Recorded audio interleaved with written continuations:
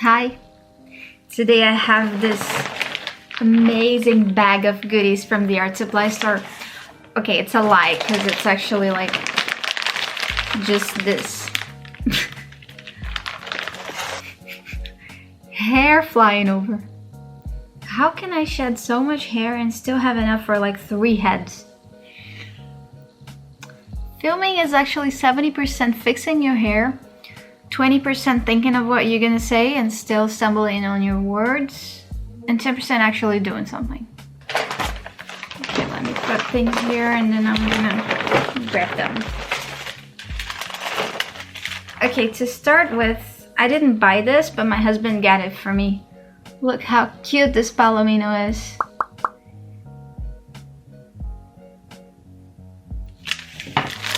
Then I bought some very fine brushes. It's just a random brand, so they're synthetic brushes. Ooh, tattoo. I think this is like 10-0. No idea what that means. Then I got this eraser by Staedtler. I love these clickable erasers. They're so handy. Then I got this calligraphy Tombow kit. I love this pen right here. Yeah, the blue one. So I wanted to try this black one for so long. I hope they're nice. Next, I just got some embroidery thread. They're not really exciting, but these are super cute. This yellow one I love. And okay, why am I showing this? It's just to remove the paint from the palette, but it's so cute. Needles. To the very excited part. The phone, yeah. Okay, now to the really exciting part. Copics! Oh my god, I feel so rich. They're so pretty. I'm gonna swatch them for you in a minute, so wait for that. And then last thing I got, because the Copics already burned my wallet to death, whatever that means. Okay, next I wanted to try poster colors to go with gouache. No focus. I got this coral one and this yellow. They're so cute. So yeah, now I'm gonna swatch everything that I got and play with them. What should I paint? Maybe I should try the Copics. I wish you were here to tell me what to do. I'm so excited. It's always emotional to buy Copics. Look at this.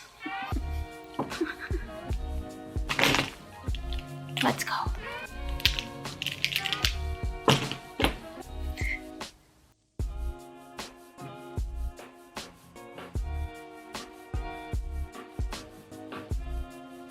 So I actually lied to you. I didn't try anything right away. In fact, it took me quite a few days. But here I am, better late than later. As soon as I get new colors, I now add them to a Copic app so I can better track them. And then I start swatching. The first page of my sketchbook is always for testing things out, and on this case, since it's a Copic sketchbook, I have all my Copic colors. When I look at it, I have nearly a heart attack for thinking how expensive it is to build this collection. But I also remember that it took me, I think, 5 years to get this amount that I have right now. It makes me wonder how much my painting style has changed and how I would make different color choices now. For example, I started out buying lots of pastels, then I wanted to try some dark colors to contrast the ones that I had. Now I have a specific color palette that I gravitate towards, and it makes me think that I would make completely different choices if I had to start a new collection now.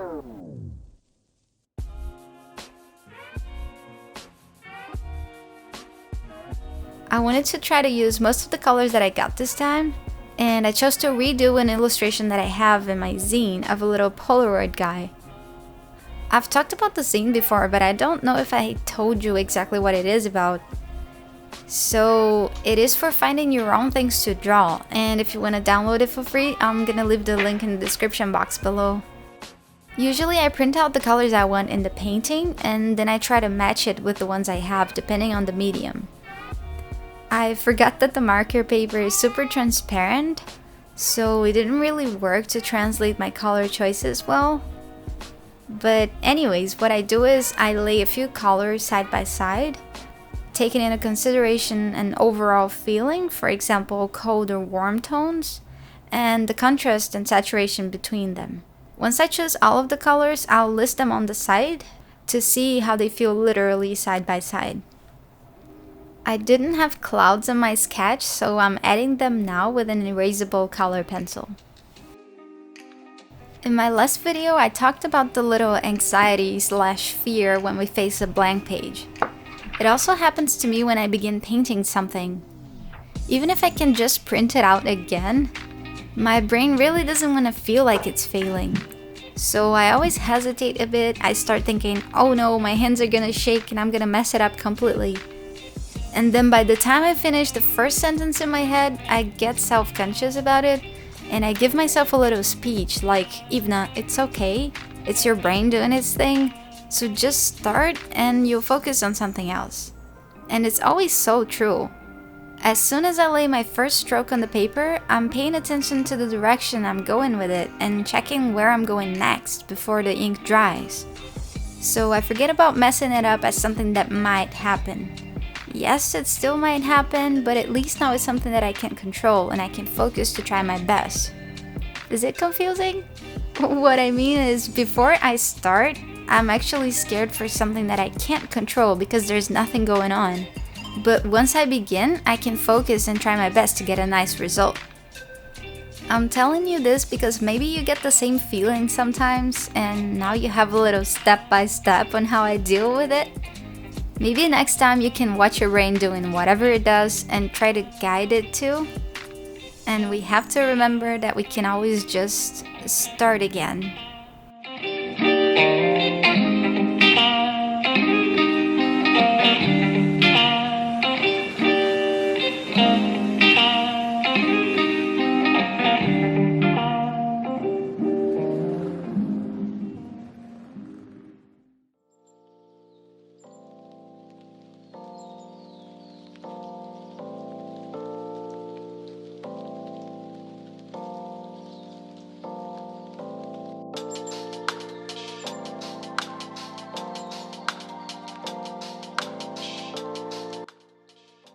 It's so scary to make a voiceover sometimes. You think you have to be entertaining or like educational, and that somebody might just judge you for that one little word you used, especially when you're speaking a second language. Or I think I'm being like Mr. Obvious with whatever is happening on the screen. Things like that can really bring you down and avoid doing the actual work. Isn't it funny how our brains are always trying to run away from failure, rejection, bad feelings? Okay, it's not funny, it's kind of easy to understand why. I mean, nobody wants to be rejected or to waste energy away, right? Even if we try to bring logic to it and say, oh, it's just a drawing, or oh, it's just a voiceover, or things like that, it just doesn't work. We have feelings. But I guess the only solution is to just do it anyways, even if you're scared. Well, at least that's the reason you're watching this video with a painting and a voiceover.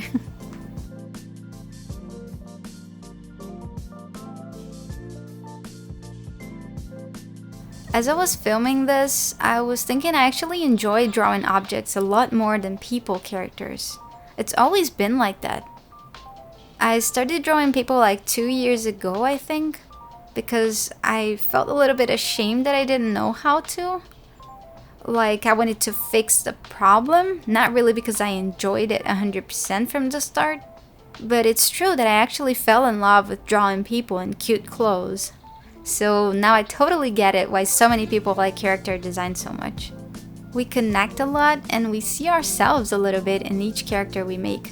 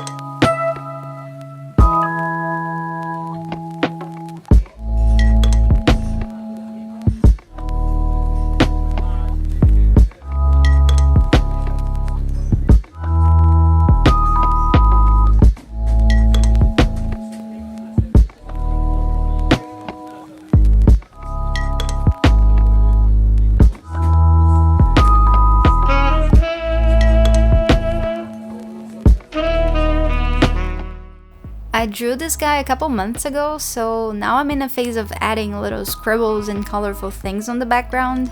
So I scanned the drawing, cleaned it up a little bit, and threw it on Procreate to try a couple things around.